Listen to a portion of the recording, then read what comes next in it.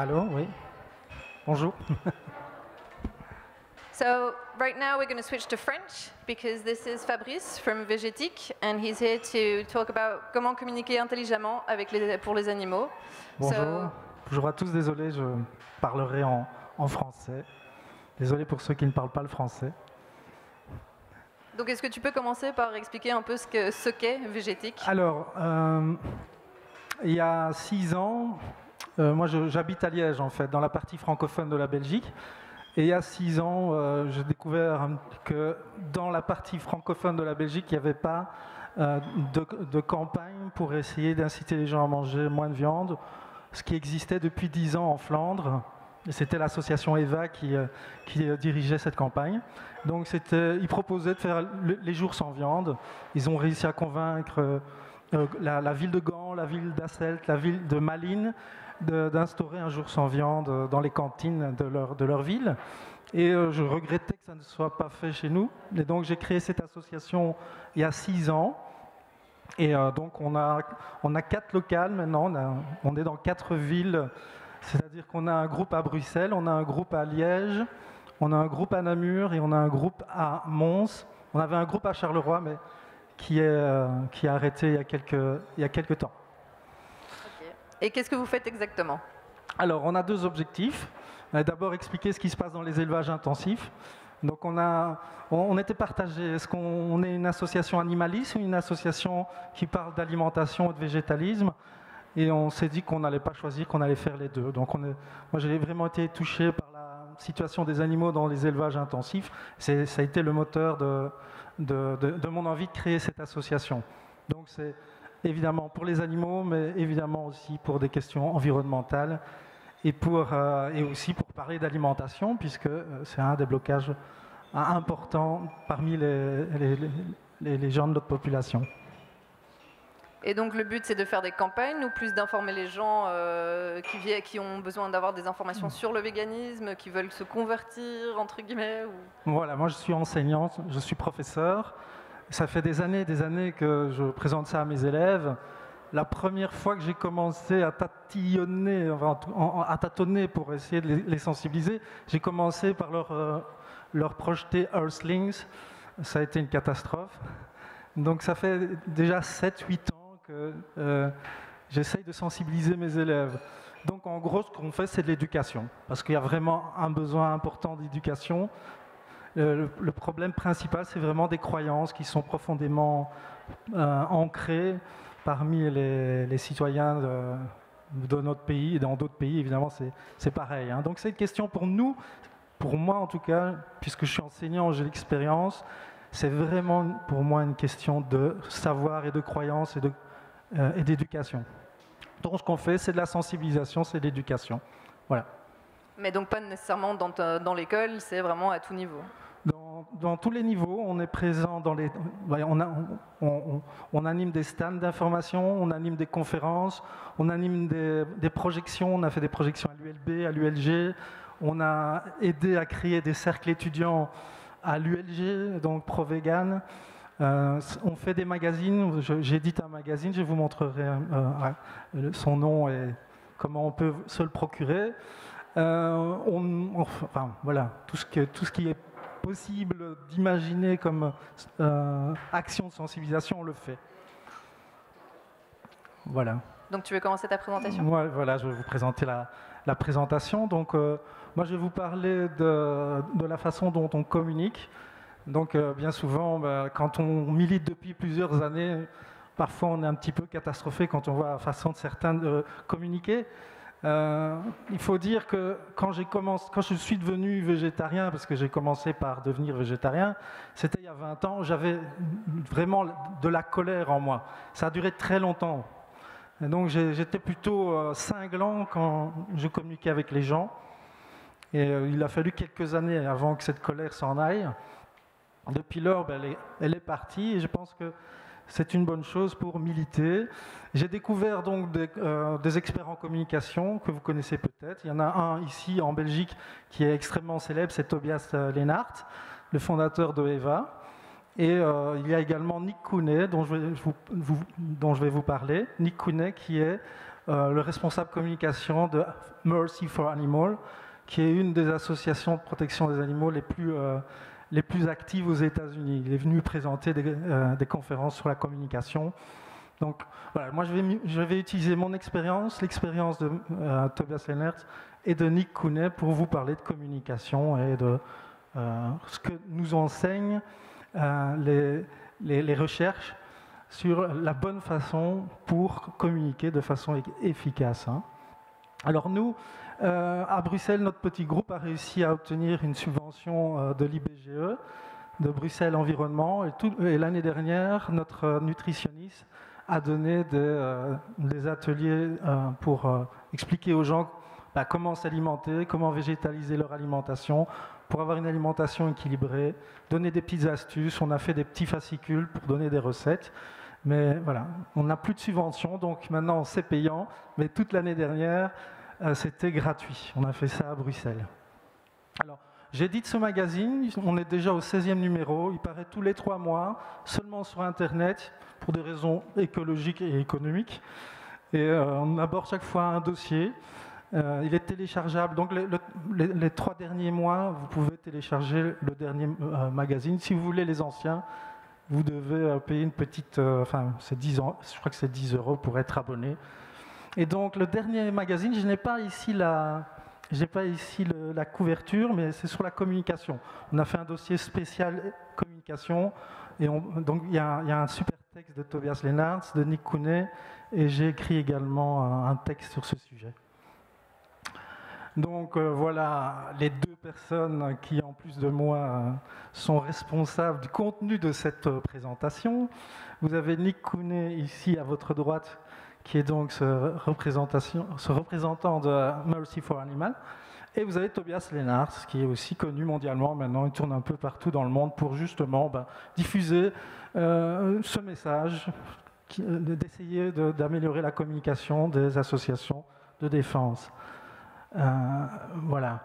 Nous nous disons peut-être naïvement, et c'est ce qu'on se dit, je crois, quand on commence à militer, c'est qu'il suffit d'être vraiment très très motivé, de donner énormément de son temps, de le faire parce qu'on adore, on aime les animaux, on pense que tout ce qu'on va faire, c'est une bonne chose, mais ce n'est pas toujours suffisant, et il peut y avoir évidemment des biais.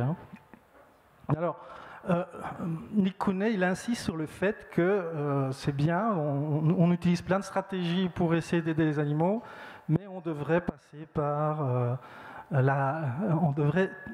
par la science et éprouver, tester nos stratégies. Et donc, on peut émettre une théorie, tiens, si je fais ça, ça va améliorer ma communication, ça va aider les animaux.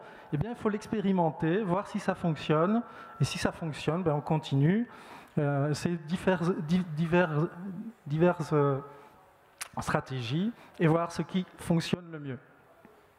Alors, par exemple, Nick Cooney parle de la réélection d'Obama. Obama, le New York Times considère qu'il a été élu parce que justement, c'est ce qu'ils ont fait. Ils avaient une équipe de communicants qui ont analysé la position des indécis. Tout se jouait par rapport à ce que les indécis allaient voter. Et donc, ils ont analysé minutieusement ce que les indécis voulaient entendre, quelle était leur position, et ils ont communiqué à ces gens-là, puisque c'est eux qui allaient faire la différence. Et d'après le New York Times et d'autres journaux américains, c'est ce travail-là d'experts en communication qui n'ont pas lancé des stratégies en se disant « oui, on va faire ça », qui ont vérifié ces stratégies, qui ont vérifié leur cible, qui a fait pencher la balance pour Obama. C'est d'ailleurs... alors, on a énormément d'informations sur comment influencer lorsqu'on communique, faire changer les comportements des gens, parce que évidemment ça passionne. Excusez-moi, parce que là je crois que j'ai une mouchette sur le nez. Ah, c'est pas vegan ça. Non, je crois qu'elle n'est pas morte. Faut pas... J'y étais lentement, j'espère qu'elle est partie. Et donc, oui. Donc voilà, ça fait des années et des années que les psychologues, les sociologues essayent d'appliquer les recherches. Évidemment, eux, ils ont envie, les gens qui sont experts en marketing, marketing, de changer la consommation, les comportements de consommation des gens. Donc c'est un domaine qui était extrêmement bien étudié. Alors qu'est-ce que ça peut nous apprendre? Qu'est-ce que ces recherches peuvent nous apprendre? Elles peuvent nous apprendre à vendre des produits, mais elles peuvent aussi aider à défendre des causes. Par exemple, ici, ils ont fait, les chercheurs se sont dit, qu'est-ce qui serait plus efficace? Ici, c'est une campagne internationale pour inciter les gens dans les pays touchés par la malaria à utiliser donc des moustiquaires. Et ils se sont dit, est-ce que ça marche? Les gens vont vraiment l'utiliser si on donne les moustiquaires ou on leur fait payer 60 centimes, quelque chose à un prix très très bas. Parce qu'il y a une idée qui défend le fait que si on paye un petit peu, on se sent un petit peu impliqué et donc on va être plus engagé et on va utiliser l'objet. Si on donne quelque chose gratuitement, parfois, on se rend compte que c'est pas utilisé. Voilà. Et ils ont expérimenté, ils ont vu effectivement que c'était plutôt en donnant les moustiquaires qu'ils avaient un meilleur résultat. Et donc, en faisant ça, en vérifiant avant leur campagne sur des cibles, sur des personnes qui étaient observées, ils ont vu qu'ils seraient bien plus efficaces en donnant les moustiquaires. Et donc, en faisant ça, ils ont sauvé des vies en utilisant donc la recherche. Est-ce qu'on peut faire ça pour sauver des vies animales? Il semblerait que oui, on pourrait faire ça. Donc nous, notre objectif, c'est effectivement essayer d'induire un changement profond dans la société, qui est effectivement de passer à une alimentation végane. Alors, ces observations de psychologie vont nous aider à faire changer les croyances, les valeurs, les comportements. Alors, par ma propre expérience, mes élèves, je me suis rendu compte que en fait, il y a certaines personnes qui pensent que si les omnivores ne changent pas, c'est parce qu'il y a une certaine mauvaise foi, qu'il y a une mauvaise volonté, une volonté de regarder ailleurs, mais que inconsciemment ils savent ce qui se passe. Bien, il y a du vrai évidemment, mais en tant que professeur et donnant des cours à des élèves de 16, 17, 18 ans, depuis 6-7 ans, je fais ça, j'ai 150 élèves. Je peux vous dire que c'est d'abord une question d'ignorance. Ils sont persuadés qu'on ne peut pas avoir des protéines quand on mange des plantes. Ils sont persuadés que la cuisine végétarienne n'a pas de goût, est monotone, que quand vous êtes fort musclé, vous n'aurez pas ce qu'il vous faut si vous mangez végétarien. Ils ne sont pas au courant de toutes les pratiques des élevages intensifs, généralement. Moi, j'ai déjà eu des élèves qui ne savaient pas que pour avoir un petit veau, pour avoir du lait, il fallait chaque année inséminer les vaches. Voilà, j'ai des élèves comme ça. Donc pour eux, on ne fait pas de mal aux animaux quand on boit du lait ou quand on mange du fromage. Donc ça fait partie des choses qu'on doit leur expliquer. Alors, certaines personnes, il faut dire que l'industrie et les filières ont bien fait un bon travail de communication pour associer progrès de l'agriculture, des élevages, avec respect du bien-être des animaux. Ça, ils ont fait un bon travail de lavage de cerveau chez les gens, et donc ils associent le fait qu'en 2017, on ne fait pas comme il y a 50 ans, et donc que c'est bien pour les animaux. Donc beaucoup encore des citoyens en Belgique considèrent que élevage moderne égale plus de respect pour les animaux ou des contrôles plus importants. Voilà, donc on doit communiquer par rapport à ça. Encore beaucoup de gens qui ne comprennent pas l'empreinte écologique, etc. Donc, pour notre association, c'est comme ça qu'on travaille. On considère qu'on a en face de nous des gens qui n'ont pas les bonnes informations et nous sommes là pour leur apporter. Alors, je vous propose une série d'expériences qui provient du livre de Nick Cognier pour montrer qu'effectivement, en testant, en émettant des hypothèses pour essayer d'avoir un impact plus important pour changer la société, eh bien, on a des bons résultats. Ici, aux États-Unis, ils se sont demandé comment faire une campagne de communication pour arriver à ce qu'un quartier diminue sa consommation d'énergie. Et donc, ils ont mis des dépliants dans les boîtes aux lettres du quartier. Ils ont essayé, dans un des dépliants, de dire, voilà, essayez de diminuer votre consommation d'énergie parce que ce n'est pas bon pour l'environnement. Puis ils ont essayé dans un autre quartier, en parlant d'économie, en disant, ouais, il faudrait diminuer votre consommation d'énergie, ça va vous faire des économies. Après, ils ont fait un autre dépliant qui expliquait que c'était bon pour la communauté, que c'était bien pour les générations futures, etc. Et puis, ils ont utilisé un quatrième type d'argument en disant dans le quartier, il y a déjà la majorité des gens du quartier a déjà commencé à faire des efforts au niveau de la consommation d'énergie. Qu'est-ce qui a fonctionné le mieux à votre avis? Voilà. Hein. Bon, apparemment, c'est vraiment pas des questions d'argumentation qui fonctionnent ici. C'est vraiment des questions de « Ah, les autres le font, alors je le fais ». Il faut savoir que nous sommes des animaux sociaux extrêmement... nous apprenons par l'imitation. Et dès qu'on sort un petit peu de la norme, on est mis dehors ou on subit une pression qui nous ramène dans le groupe. Hein. C'est ce que vous avez tous dû expérimenter en tant que végétarien ou vegan. C'est qu'à un moment, les gens autour de vous, ça les dérange que vous ne pensez pas comme eux et ils vont essayer d'argumenter pour vous faire ramener dans le troupeau. Et donc, ce n'est que cette question-là. Si on était dans un monde où 80% des gens étaient véganes, je peux vous assurer qu'il n'y aurait pas besoin de parler de souffrance ou d'environnement. Simplement, le pouvoir de la norme et le travail est fait. Hein. Donc, c'est ça qui fonctionne bien. Donc, quand on se pose la question, quand on milite, de se dire, bon, oui, quand on milite souvent, ça, c'est naturel, on a envie de finir le dialogue, l'interaction avec une personne qui ne pense pas comme nous. On aimerait chaque fois finir en ayant eu raison, en utilisant les bons arguments, en ayant la vérité de notre côté. La question qu'il faut vraiment se poser, c'est pas est-ce que j'ai gagné, c'est moi qui ai les meilleurs arguments, c'est est-ce que ça a fonctionné, est-ce que la personne a été sensible à cette conversation. Donc, je vous présente d'ailleurs, si vous êtes intéressé par cette conférence et que vous parlez anglais, vous pouvez vous acheter les livres de Nick Cooney, qui a donc écrit sur ce sujet. Donc, comment la science, principalement la psychologie sociale, peut nous aider à mener des communications à même d'être plus efficaces pour sauver les animaux. Hein. Alors, autre expérience, qu'est-ce qui sera plus efficace? Est-ce que nous, le dépliant ici, c'est nous qui l'avons réalisé. On a expliqué tout ce qui se passe dans un élevage intensif de cochons. Bon, je n'avais pas encore découvert Nick Cooney, donc on a fait ça. Allez, on va utiliser la raison, on va expliquer ce qui se passe. Les gens vont lire et vont dire maintenant c'est fini, je ne mange plus des cochons. Eh bien, d'après Nick Cooney, ce n'est pas ce qui est le plus efficace. Le plus efficace, c'est de parler d'un cochon en particulier, de son parcours, de ce qu'il va vivre. C'est raconter une histoire qui est le plus efficace. Donc, ils l'ont d'ailleurs testé. Hein. Ils se sont dit, est-ce qu'on va avoir plus d'influence si on envoie une lettre pour demander des dons ? Si on parle de l'histoire de ce petit garçon, de lui dire, expliquer aux gens son parcours, ce qu'il a souffert, tous ses problèmes, est-ce qu'on va avoir plus d'impact ?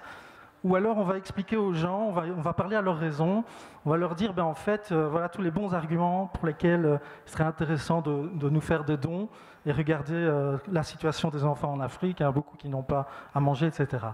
Ou alors ils se sont dit, on va faire les deux, on va raconter l'histoire de l'enfant, et on va expliquer pourquoi les Africains ont besoin d'aide. Qu'est-ce qui était plus efficace ? Le premier, évidemment. 2 fois plus efficace, ça veut dire que si on ne l'avait pas expérimenté, on diminuait l'efficacité de cette campagne de 2. C'est énorme et on peut sauver énormément de vies. Donc là, vraiment, c'est ce que Nick Cooney insiste énormément là-dessus. On ne rigole plus quand on teste ces stratégies. On voit la différence au niveau de l'efficacité et pour le même nombre d'argent, le même nombre d'heures de bénévolat ou d'engagement, on a des effets qui sont bien meilleurs. Donc, il faut tester. Entre parenthèses, pour vous dire la puissance d'une histoire, raconter une histoire, expliquer ce qui se passe dans un élevage, mais en prenant un animal en particulier, eh bien, cette expérience est assez... pour moi, c'est toujours intéressant, j'en parle à mes élèves d'ailleurs. Vous donnez un cours à des étudiants pendant 1 heure. Vous avez de la théorie, vous avez une histoire dans le cours pour illustrer la théorie. 1 demi-heure après la sortie des cours, et ça a été testé, ils ont fait cette expérience, ils ont été chercher les élèves en leur demandant d'expliquer ce qu'était le contenu du cours, la théorie et l'histoire. Alors, à votre avis, de quoi les élèves se souviennent le mieux ? C'est évidemment l'histoire. La théorie, 10% des élèves s'en souvenaient, mais pour l'histoire, presque tous les élèves s'en souvenaient. C'est pour ça qu'une association comme le Rêve d'Abby, qui est située dans le Brabant wallon, donc c'est un refuge qui est parti du sauvetage d'un veau qui s'appelle Abby. Donc ça, c'est très efficace d'expliquer pourquoi le refuge a été créé, pourquoi Abby était en souffrance. C'est un refuge où on accueille des animaux sortis des élevages. Eh bien, les jeunes qui vont venir dans ce refuge, ils pourront mettre des noms derrière les animaux. Et donc, c'est effectivement plus efficace. Si on pouvait amener des classes dans ce genre de refuge, ça aurait énormément d'impact d'après les recherches. Alors, on passe à un autre sujet. Donc, la théorie du pied dans la porte, c'est toujours des expériences de psychologie sociale. C'est toujours au service de la bonne cause ici. Alors, dans une communauté américaine, ils se sont dit, tiens, on voudrait mettre des panneaux pour inciter les gens à rouler plus doucement. Ils vont voir les gens et ils leur demandent, mais le panneau n'est pas très beau, il fait 2 mètres, on leur demande de mettre le panneau devant chez eux. Bon, ils n'ont pas beaucoup de succès quand ils demandent ça. 17% des gens sont quand même d'accord. Alors, ils utilisent la technique du pied dans la porte. Ils passent une première fois en leur disant, vous voulez bien mettre un petit autocollant. Donc c'est une demande assez, on va dire, modeste. C'est un engagement très modeste. Est-ce que vous voulez bien mettre un petit autocollant pour inciter les gens à conduire plus lentement? Et là, vous avez un grand nombre de gens qui disent oui, bien entendu. Après, vous revenez et vous leur demandez, une semaine après, vous leur demandez, tiens, est-ce que vous voulez bien mettre le panneau devant chez vous? Dans ce cas-là, comme ils ont commencé à déjà s'engager, ils ont fait un petit pas dans la bonne direction, eh bien, ils sont 70% après à accepter le panneau. Donc ça veut dire qu'en utilisant une stratégie, en utilisant un petit peu les biais du psychisme humain, on a triplé l'efficacité de la campagne en demandant un petit engagement et puis tout en sachant que dans une semaine ou deux, il y aura une demande d'engagement bien plus importante et on sait que c'est efficace. C'est comme les gens qui demandent de l'argent dans la rue, s'ils ont eu des petites infos de leurs camarades pour améliorer leur récolte d'argent, quand ils demandent des sous dans la rue, eh bien, ils vont commencer par vous demander l'heure. Vous allez demander l'heure, c'est déjà une petite demande qu'ils vous font. Ils vont vous donner l'heure et c'est après qu'ils vont vous demander des sous. Et là, ils doublent la possibilité de recevoir de l'argent. Ce sont des techniques qui sont tout le temps utilisées en marketing et qui sont extrêmement efficaces. Ici, expérience aux États-Unis, pareil. Ils veulent construire une base de loisirs pour des personnes handicapées. Ils veulent donc recueillir des dons. Et alors, donc, pour l'amorçage, donc la petite demande pour avoir des dons, ils vont demander, par exemple, de signer la pétition. Donc, ça sera le petit engagement. Ils reviennent 2 semaines après pour demander un don. S'ils étaient venus la première fois en demandant un don, ils auraient bien moins eu d'argent. S'ils font la technique du pied dans la porte, ils sont plus efficaces. Ils vont avoir bien plus de dons en utilisant cette technique. Ici, au Canada, pareil, amorçage, on demande aux gens d'acheter un pins et après, on leur demande un don. Donc ils ont déjà mis le bras dans l'engrenage, après ils se sentent engagés et c'est beaucoup plus facile pour eux de dire oui. Et donc, comment utiliser cette technique pour sauver des animaux? Eh bien, c'est évidemment ces fameuses campagnes qui sont souvent critiquées par certains, mais qui ont montré leur efficacité en Belgique et dans d'autres pays, qui est de demander quelque chose de raisonnable, d'arrêter de manger des animaux 1 jour par semaine, 1 jour par mois. Donc ça, c'est effectivement souvent critiqué par certains en disant ben non, mais on a en face de nous quelque chose d'inacceptable, c'est l'exploitation des animaux, on ne peut pas dire oui, il est possible d'en manger moins, il faut dire ça s'arrête maintenant, tout de suite. C'est pas la question, encore une fois, de dire ce qu'on pense et dire la vérité, c'est est-ce que c'est efficace? Et d'après les théories que je vous présente, le plus efficace, c'est d'abord de venir avec une demande raisonnable. En plus, ça a montré son efficacité, je vais vous en parler maintenant. Et ça, c'est Tobias Lennart qui explique en gros ça. On demande quelques jours sans viande, ça va avoir une incidence sur des gens qui n'auraient pas été forcément intéressés de devenir vegan ou végétarien. C'est le cas à Bruxelles. À Bruxelles, je crois qu'il y a 4-5% de végétariens, rien vegan, et vous avez 15% de flexitariens. Et ça, les 15% de flexitariens, ils ont augmenté ces 10 dernières années.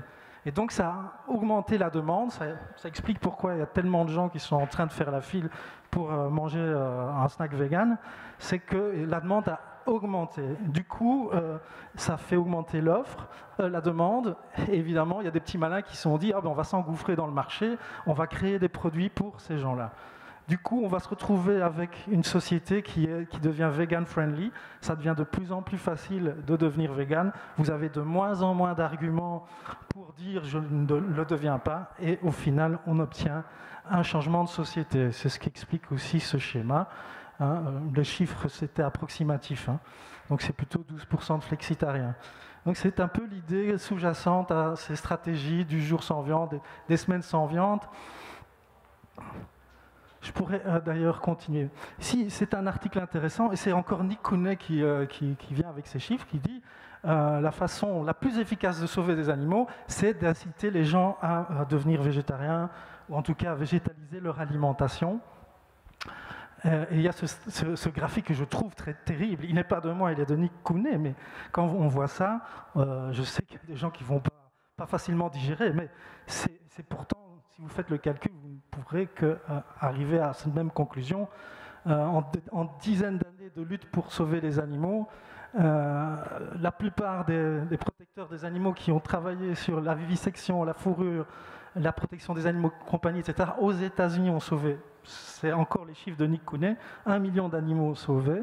Par contre, le fait qu'il y a eu une nette diminution de consommation de viande, et cette diminution de consommation de viande aux États-Unis est tirée par les flexitariens, ça a diminué le nombre d'animaux qui ont fini à l'abattoir d'un nombre assez important, 400 millions d'animaux sauvés. Alors c'est facile d'arriver à ces résultats, il suffit de calculer combien une personne dans sa vie va manger d'animaux. Moi j'ai fait le calcul, c'est mon propre calcul ici. Donc j'ai calculé pour la Belgique, mais à 100 animaux près c'est pareil. Pour les autres pays, en gros un Belge n'est pas loin des 900 animaux au cours de sa vie. Donc si quelqu'un devient vegan à 40 ans, il va sauver 450 animaux. Ça va permettre de sauver 450 animaux. Dans un refuge, vous n'imaginez pas l'argent qui est nécessaire pour maintenir une centaine d'animaux, les nourrir, les soigner. Donc vous imaginez bien que ça demande énormément de ressources. Par contre, vous arrivez à convaincre une personne de devenir végane, ne fût-ce qu'à 40 ans ou à 20 ans, vous pouvez soustraire tous les animaux qu'il aurait mangés et vous pouvez vous dire que vous avez sauvé ces animaux. Parce que dans les faits, c'est comme ça que ça se passe. Alors, autre étude qui provient encore du livre de Nick Cooney, c'est une classe à qui qu'on essaye de sensibiliser. À la fin de la sensibilisation, on vient avec une demande. C'est souvent ce qu'on fait. On sensibilise, après on demande aux élèves de faire quelque chose. Et donc, il y avait 4 propositions. Elles ont toutes été testées. Après, ils ont distribué des questionnaires aux élèves pour voir comment ils ont reçu la communication, le message, qu'est-ce qui a été le plus efficace pour eux. Donc, vous pouvez, quand vous venez dans cette classe, vous pouvez tenter de dire et de demander aux élèves de faire exactement ce que vous voulez qu'ils fassent, c'est-à-dire devenir vegan. Alors, si c'est pour l'environnement, vous pouvez aussi dire qu'ils prennent le vélo ou qu'ils mangent bio. Enfin, c'est des demandes qui sont un peu difficiles pour des élèves qui sont très très très loin de penser que c'est une bonne chose de faire ça. En tant que professeur, je peux vous garantir qu'ils doutent énormément de l'opportunité de devenir végétarien. Déjà vegan, n'en parlons pas, mais végétarien déjà, c'est déjà toute une histoire. Donc vous pouvez à la fin de votre sensibilisation inciter les gens à manger vegan une fois par mois. C'est un changement très facile. Ou alors le changement très difficile dont je viens de vous parler, vous pouvez leur demander de devenir vegan. Vous pouvez leur demander de manger vegan 4 fois par mois, difficulté moyenne. Et après, vous venez avec un questionnaire pour voir comment les élèves ont reçu la communication, ce qui était le plus facile et ce pourquoi ils sont prêts à s'engager. On se rend compte que la proposition difficile a été perçue par la plupart des étudiants comme trop difficile, trop difficile. On voit que la trop facile n'est pas engageante non plus. Un jour vegan par mois, c'est pas assez pour qu'ils se sentent engagés. Ça ne provoquera pas le mécanisme du bras dans la porte ou du pied dans la porte. Il faut donc un petit peu plus d'engagement. Et donc la moyenne, demander une fois par semaine de manger vegan, c'est quelque chose qu'ils peuvent s'imaginer de faire et donc qui sera peut-être, d'après ces théories-là, plus efficace. Alors, Kounet insiste, et ça c'est je crois très vrai, sur le fait que c'est plus efficace dans l'immédiat, mais plus efficace à très long terme. Hein. Il faut se rendre compte, en fait, le mécanisme psychologique qui a été observé, c'est que les gens s'identifient à leurs croyances. Si vous changez un peu de leurs croyances et à leur comportement également, s'ils deviennent véganes une fois par semaine, ils vont, au niveau de leur identité va petit à petit changer intérieurement. Et donc des films comme Earthling ou une conversation avec un vegan ou un livre qu'ils n'auraient pas lu quelques semaines avant d'être un tout petit peu engagés, eh bien, quand ils seront déjà sur le chemin, leur identité se transforme petit à petit et ils peuvent s'ouvrir à la rencontre d'un livre, d'un documentaire, d'une discussion avec plus d'ouverture et plus d'attention. Et c'est ce qu'on observe souvent. Hein. Les gens deviennent généralement végétariens, puis ils commencent à faire la totale. Hein. Je lis Earthling, je lis le livre de Caron, je regarde les 3 nouveaux documentaires, et petit à petit, on voit que ça les aide à passer à enlever le poisson, enlever le lait, enlever le fromage. Hein. Mais peut-être que quand ils sont devenus végétariens, ils ne se sont pas dit ça. Ils se sont dit, je deviens végétarien, je suis super fier de moi. Et voilà, et je n'irai pas plus loin. Hein. Mais j'irai pas plus loin, c'est déjà énorme. Ne m'en demandez pas plus. Mais du fait qu'ils sont devenus végétariens, ils vont commencer à lire, à s'informer, etc. Et il n'y a rien à faire, ils iront progressivement. Et donc, c'est sans doute la stratégie la plus efficace. En tout cas, c'est ce que prétend Nick Kounet. Alors, il faut savoir dans les chiffres qu'il nous propose, il nous dit il faut savoir que même pour les végétariens aux États-Unis, la plupart considèrent que le véganisme n'est pas compatible avec la santé, est un régime extrême. Donc, pour vous dire, même chez les végétariens, parfois, même la majorité des gens pensent ça. Donc, c'est difficile de parler à des omnivores en leur disant devenez vegan. Ici, on va parler d'un autre sujet, c'est simplement, là, c'est des mathématiques. Ça n'a pas de cœur, c'est juste des mathématiques. Mais si vous voulez sauver la plus grosse quantité d'animaux, qu'est-ce que vous devez demander à vos amis omnivores? D'arrêter le poulet. Parce qu'effectivement, c'est un petit animal qui va apporter 1,3 kg de viande. Donc, en fait, dans une vie d'un Européen moyen, ça sera 700 ou 800 poulets qui seront tués pour apporter son alimentation. Pour les vaches, je vous avais montré d'ailleurs le petit schéma, je ne sais pas si, voilà, ici. Vous voyez que les animaux qui sont tués, c'est les poulets. Hein. Vous avez 5 vaches, vous avez une vingtaine de cochons, 6 moutons. Mais donc, si vous demandez à quelqu'un d'arrêter le poulet, eh bien, forcément, vous allez sauver des vies, même si c'est un calcul un petit peu... je suis d'accord que c'est limite comme calcul. Mais au niveau des chiffres, c'est efficace. Hein. Donc, on va revenir sur la question de la norme qui a montré dans les recherches en psychologie sociale que c'était ce qui était le plus efficace. Hein. Donc, pourquoi les gens mangent de la viande? C'est parce que la plupart des gens mangent de la viande. C'est parce que les autres le font qu'on ne remet pas en cause ces comportements. Et donc, les expériences en psychologie sociale l'ont montré. Cette expérience est très très connue. On demande à des gens de répondre à des petites questions. La petite question, c'est quelle est la ligne? Cette ligne-là, elle a la même longueur que laquelle de ces lignes à côté. Et donc les gens répondent, mais il y a un piège. À la deuxième présentation de l'exercice, en fait, tous les gens qui participent à cette expérience sont des acteurs sauf un, et tous les gens font exprès de donner la mauvaise réponse. Et on se rend compte que dans la plupart des le Kobe, il y en a souvent, il n'y en a qu'un dans l'expérience, le Kobe va dire la même chose que les autres.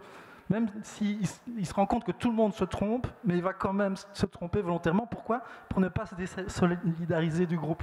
Donc c'est extrêmement puissant la norme, il faut l'utiliser quand on veut sauver des animaux. Et c'est d'ailleurs le gros problème qu'on a, c'est pas tellement les arguments, parce que franchement on les a tous. Hein. Pourquoi devenir vegan aujourd'hui en 2017 juste du bon sens, quand on connaît les dégâts que sont en train de subir les écosystèmes. Donc ça, c'est que du bon sens, mais on n'y arrive quand même pas, bien ou difficilement.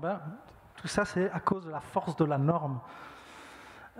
Donc ça, ils ont testé aussi. Ils ont dit, tiens, on va essayer de... C'est les hôteliers, ils se sont dit, on dépense plein d'argent à chaque fois, nettoyer les serviettes des gens quand ils passent un jour dans notre hôtel, à repasser tout, ça nous demande beaucoup d'argent.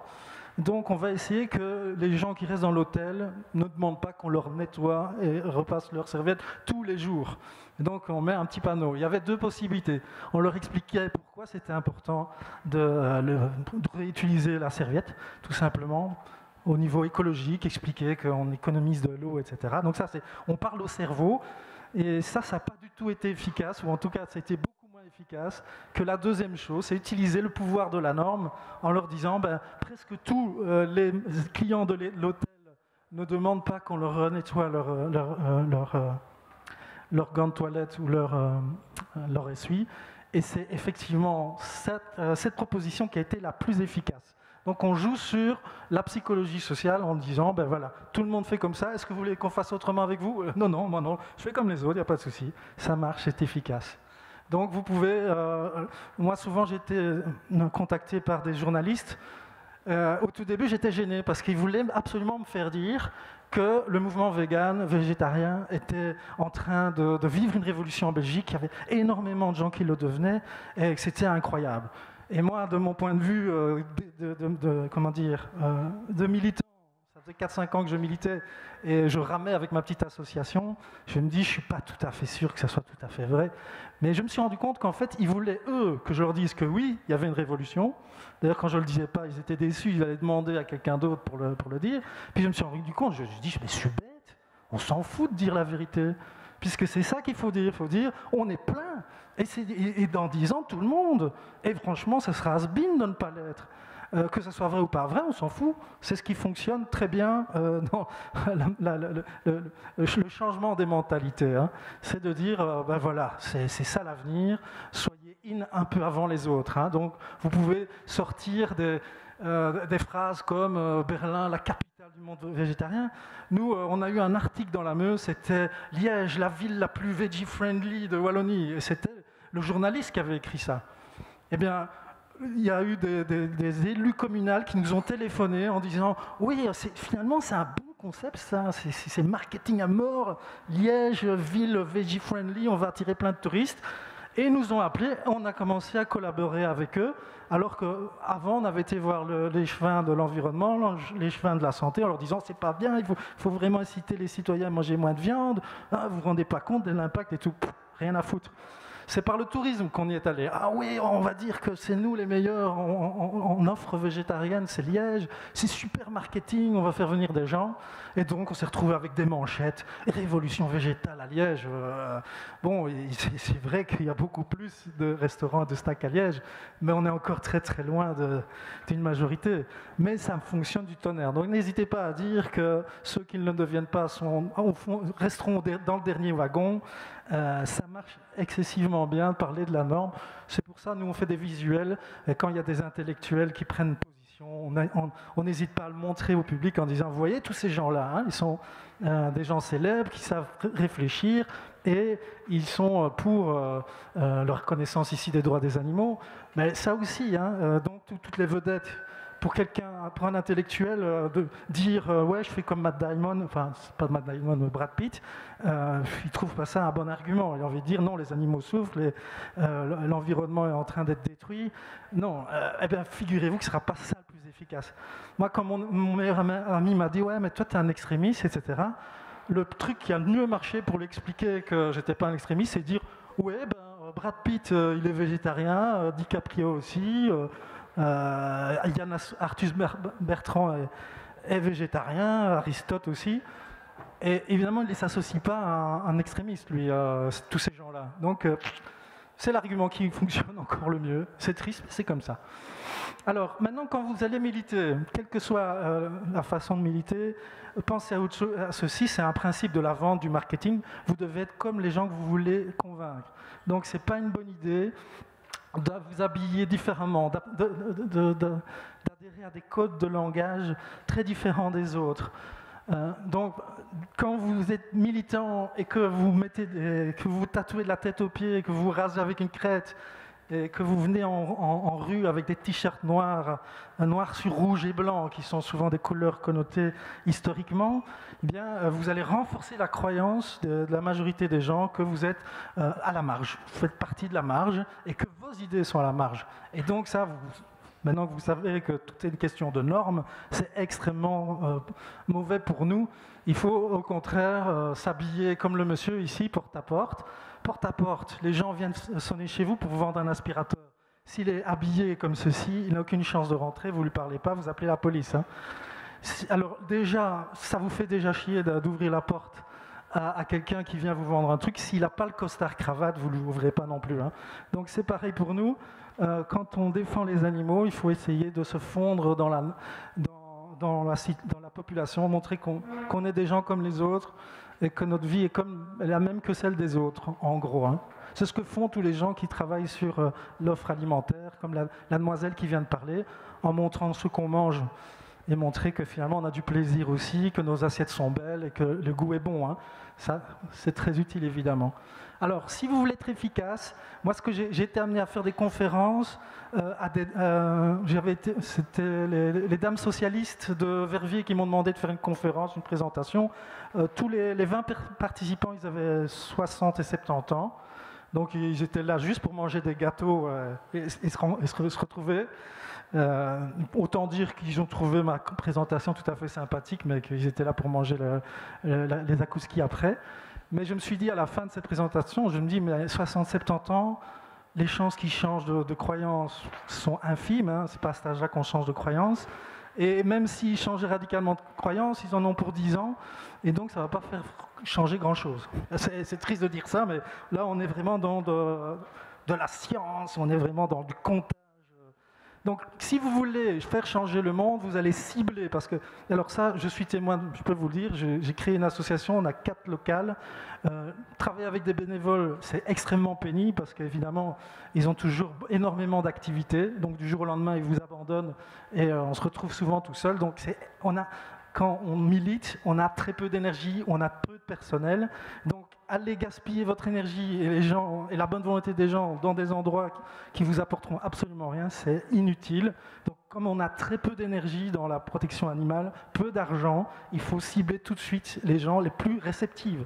Les personnes les plus réceptives sont des femmes âgées entre 25 et 40 ans. Ça, sur notre site, notre page Facebook, on a 104 000 followers. Eh bien, ce sont à 70% des femmes. Et Facebook est très précis, donc il nous dit l'âge de ces femmes, elles sont entre 25 et 40-45 ans. Donc il faut cibler les femmes, évidemment, surtout que c'est souvent elles qui font à manger, et c'est souvent elles qui font changer les croyances et les valeurs de leurs compagnons. Donc voilà, ça c'est une certitude aussi.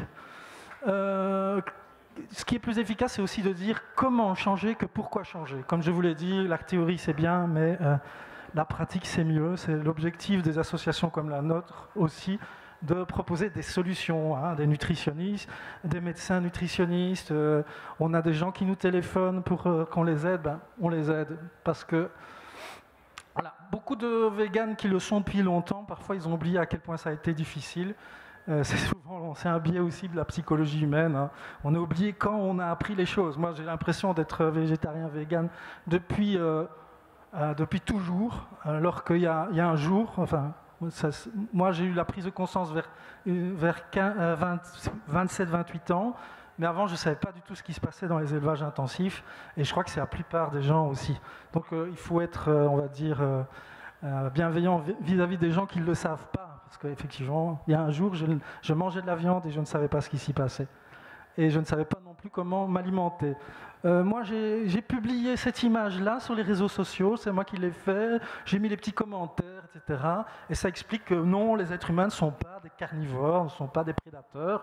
Et j'ai eu des mots de véganes qui m'envoyaient en disant « Mais on s'en fout hein, que les hommes soient végétariens, omnivores, etc. » C'est pas le problème. Le problème, c'est que les animaux, ils souffrent. Et donc, il n'y a aucun autre argument qui n'ait de valeur.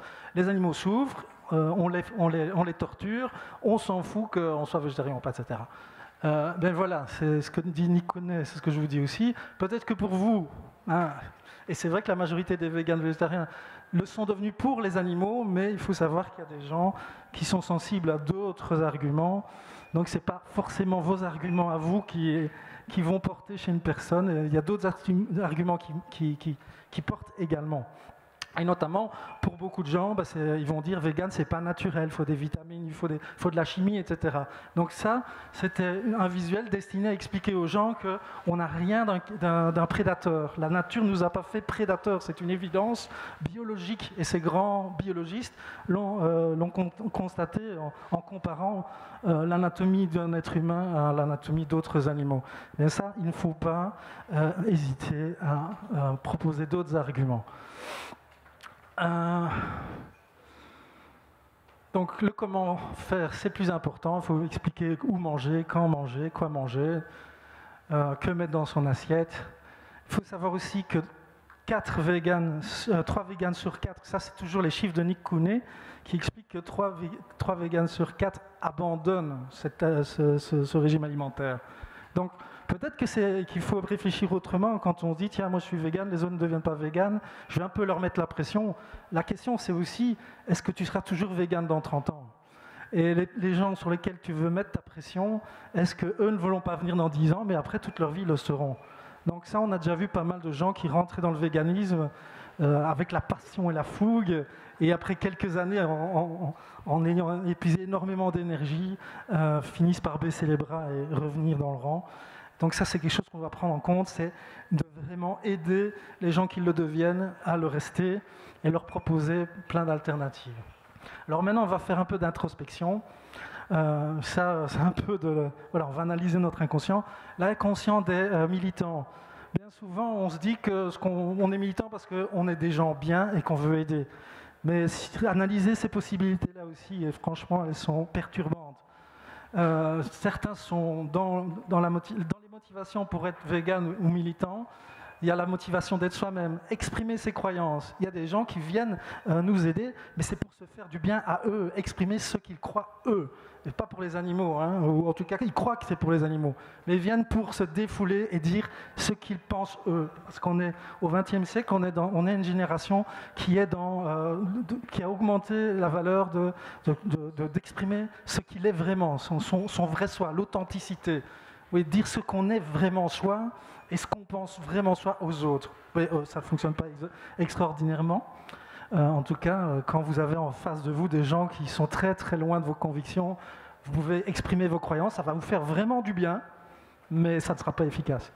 Il y en a qui viennent pour le plaisir également, hein, se faire plaisir. Ah, je vais rejoindre un groupe, ça sera des véganes comme moi, on va se faire plein d'amis.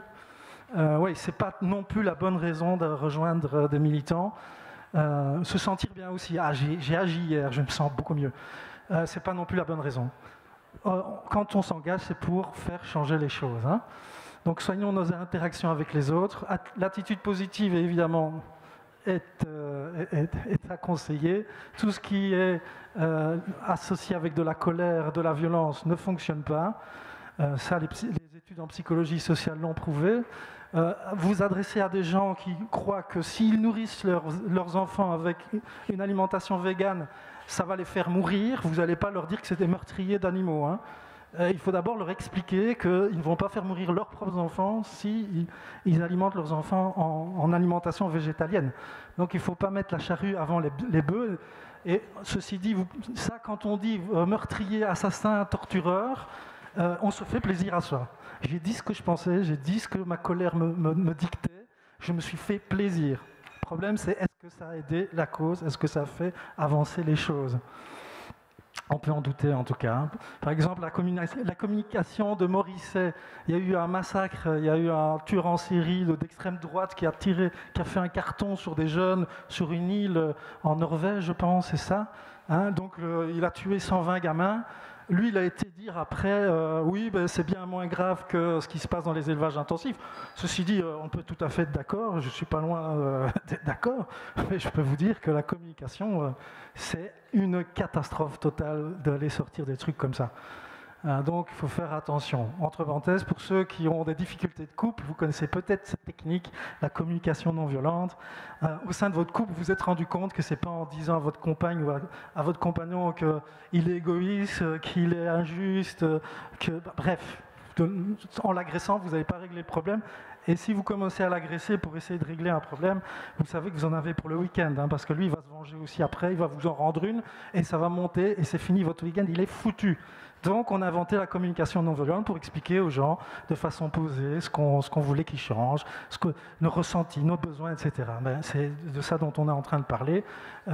Effectivement, on a tous envie de dire aux gens qui mangent des animaux que leur comportement nous pousse à vouloir faire quelque chose pour qu'ils changent, mais même violemment, même en les insultant, en se disant qu'il faut les bouger, ceux-là, ben, franchement, ça ne fonctionne pas. Si ça fonctionnait, on le saurait. Donc, pour aider les gens, il faut essayer de se mettre à leur place, voir un petit peu leur peur. Beaucoup de gens pensent que c'est facile, c'est pas facile de devenir végétarien. On a fait une liste de toutes les peurs qui accompagnent ce changement. Vous les retrouverez, il y en a peut-être d'autres. Donc, il y a évidemment beaucoup de gourmets qui se disent « bon, ben, je vais perdre le plaisir de manger ». Il y en a beaucoup qui se disent « aïe, aïe, aïe, je vais tomber malade ». Il y en a aussi il y a des timides, hein, il y a des gens qui n'ont pas envie d'être différents des autres. Après, tout le monde va leur poser des questions, ils ne veulent pas être au centre de l'intérêt des autres. Il y a des gens qui habitent dans des communes très mal desservies. Donc, comment est-ce que je vais trouver des produits, moi ? Il y a la marginalisation, le peur d'avoir faim, beaucoup chez les hommes. Ah, j'ai encore faim, non, quand je mange vegan, non, j'ai encore faim. Ça, c'est beaucoup chez les hommes. Après aussi, on n'a pas envie chaque fois qu'on s'assoit avec ses potes de devoir se justifier. Même quand on se cache sous la table, il y a tout de suite quelqu'un 10 secondes après qui vous demande « Ah tiens, et toi, pourquoi t'es vegan ?» Souvent d'ailleurs, il a une petite idée derrière, il va essayer de trouver un bon argument pour vous mettre KO. De devoir se justifier, l'inconnu aussi, hein, c'est la peur principale, qu'est-ce qui va arriver. Aussi, ça c'est très important, je vais faire de la peine à mon père, je vais faire de la peine à ma grand-mère qui m'a fait un bon repas, etc. Donc ça, il faut comprendre que c'est difficile de faire changer les croyances. Donc quand vous arrivez avec devenez vegan, les gens intérieurement voient toute la liste des trucs qu'ils doivent prendre en charge lorsqu'ils vont changer et ils partent facilement en pied. Donc je vais finir cette conférence en disant simplement que nous devrions, tous, essayer de rendre le fait de devenir vegan plus facile, puisque pour la plupart des gens, devenir vegan, ça se résume à être dans la situation du monsieur, c'est casse-cou, dangereux, difficile. Et donc ce qu'on doit faire, c'est mettre un pont entre cet objectif et eux-mêmes pour les aider à y arriver. Voilà, je vous remercie de m'avoir écouté.